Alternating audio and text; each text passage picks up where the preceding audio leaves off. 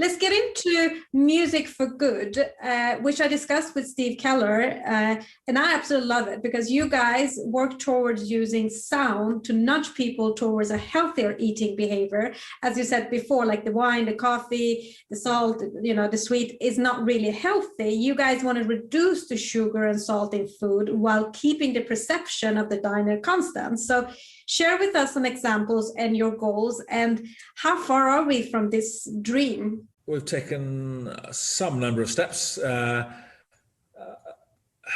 the path. There's sort of one section of sound and well-being. Maybe there are three strands to it, really. There's one in terms of what can you do in the sort of food context. So like by adding sonic sweetness, and there are some cafes already doing that, playing sweet music all day long to reduce sugar. So that's one strand.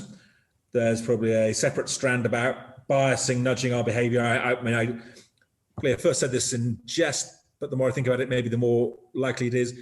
If we know, and we do know, that the style of music affects our food choice, Italian music, Italian food, French music, French food, paella, and so on, Spanish music. Knowing that, should we be surprised that the burger is the most popular food and we spend so much of our time listening to North American music?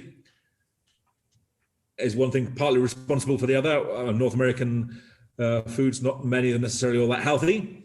So should we all be listening to Japanese music? So that's much more sort of fish-based and a healthier diet, and they all live to 100. Can we nudge people that way in terms of the style of music through taking things like the sound of the sea dish?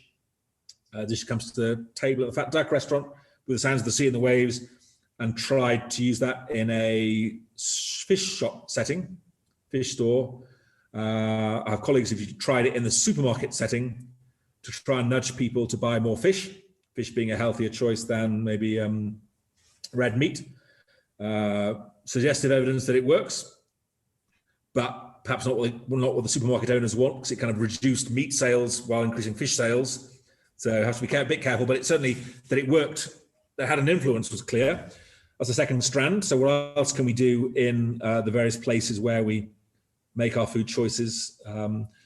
And for me, I'm really interested in how it is that I'm here in nature, in Colombia at the minute, and emerging literature on the benefits of the nature effect of being in the blue and the green of water and trees. And, with an evolutionary story, but most of that nature effect literature has been around what we see, that we can see out of our window. Greenery makes us better, helps us recover from ill health sooner.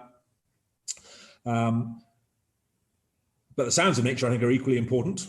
And now emerging literature on the more kinds of birds you can hear, the better you feel and the faster you recover, and how many chefs have been incorporating nature sounds into their restaurants, from the sound of the sea to Chef Jozef having the sounds of the forest and the birds. And so how are these chefs somehow intuitively picking up on the well-being effects of nature sounds in their restaurants? It's also congruent with the food, of course, but so that's another interesting angle. And the final bit would be then, can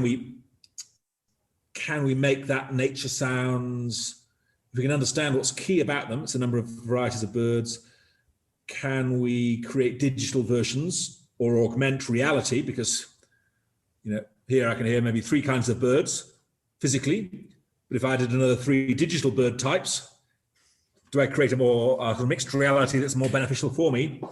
So I'm very interested in that as a future thing. And the final bit would be sort of linked in sort of a hospital context about sort of sound and well-being, and sound's role in surgery, in pain relief, in recovery, in dealing with grief.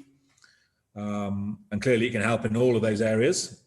Surgeons operate better with music, patients recover quicker, require less painkiller in some cases with the right sort of music.